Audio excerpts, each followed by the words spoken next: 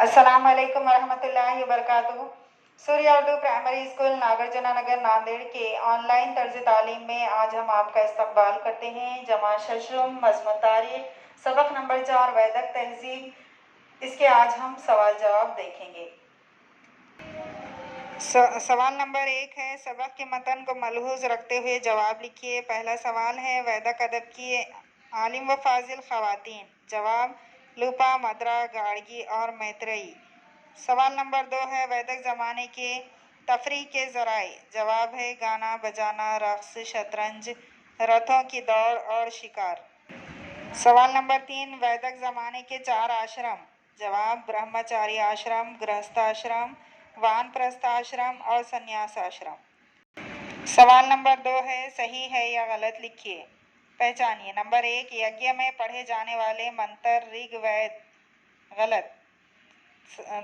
Number 2 है, अथर्व ऋषि के नाम से मासूम वैद अथर्ववेद। सही। नंबर 3, यज्ञ की रस्मात के वक्त गाए जाने वाले मंत्रों की रहनुमाई करने वाला वैद सामवेद। सही। सवाल नंबर 3, एक लफ्ज में जवाब लिखिए। नंबर 1, वैदक अदब की ज़बान संस्कृत।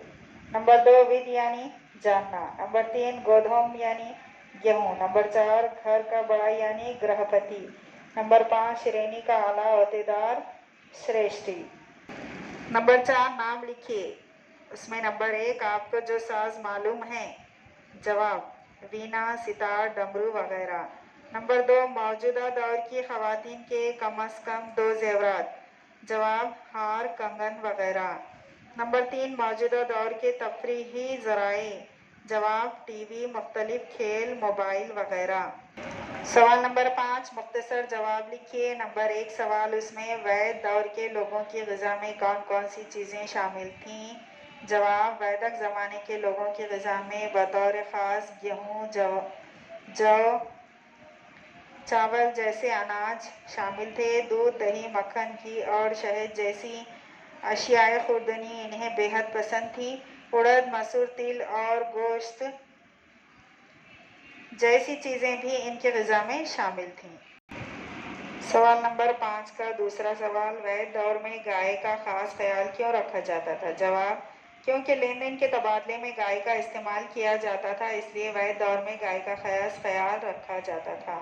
सवाल नंबर 5 का तीसरा सवाल, संन्यास आश्रम में एक इंसान से किस बर्ताव की तवक्को थी। जवाब, संन्यास आश्रम में इंसान से इस बर्ताव की तवक्को थी कि वो अपने सारे रिश्ते नातों को तर्क करके अपनी पैदाइश के मकसद को समझने के लिए जिए, किसी एक मुकाम पर ज़्यादा मुद्दत तक ना क़याम ना करे। सवाल नंबर 6, नोट लिखिए। नंबर 1 है, उसमें वैदक दौर का मजहबी तस्वुर। जवाब, वैदक दौर के मजहबी तस्वुर के मुताबिक सूरज, हवा, बारिश, बिजली, तूफ़ान और दरिया जैसी कुदरती ताकतों को देवता का रूप दिया गया था। इनको ज़िंदगी देने वाला समझा जाता। इन्हें खुश रखने के लिए इस दौर के लोग आग को मुख्तलिफ अशिया का नजराना पेश करते थे। आग में डाले हुए इस नजराने को हवी कहा जाता था। इस तरह अग्नि में हवी नज़र करने का अमल यज्ञ कहलाता था। सवाल नंबर 6, नोट लिखिए। उसका दूसरा सवाल है, वैदक दौर के मकानात। जवाब, वैदक ज़माने के मकानात मिट्टी या कुड़ के हुआ करते थे। घास या बेलों की मोटी मोटी टट्टियाँ बुनकर उन पर गोबर मिट्टी पोत कर तैयार की गई दीवार को कुड़ कहते हैं। इन मकानात के फर्श गोबर और मिट्टी से लिपे हुए होते थे। वो घरों के लिए गिरह या शाला जैसे अल्फाज इस्तेमाल करते थे।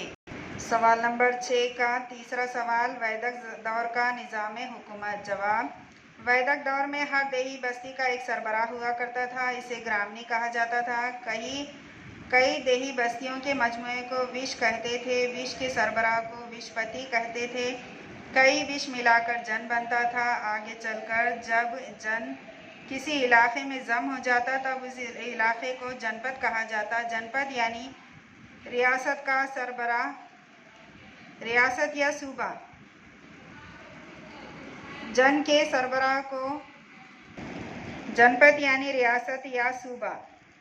जन के सरबराह को नर्प या राजा कहा जाता।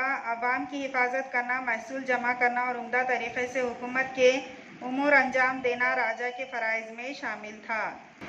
जमा शशुम के प्यारे बच्चों, इन सवालों के जवाबों को सबको फेयर कॉपी में लिखिए और फेयर कॉपी लाकर हमें बताइए। इन वीडियोस को देखिए, लाइक कीजिए, शेयर कीजिए और सब्सक्राइब कीजिए। फिर मिलेंगे। अल्लाह हाफिज़।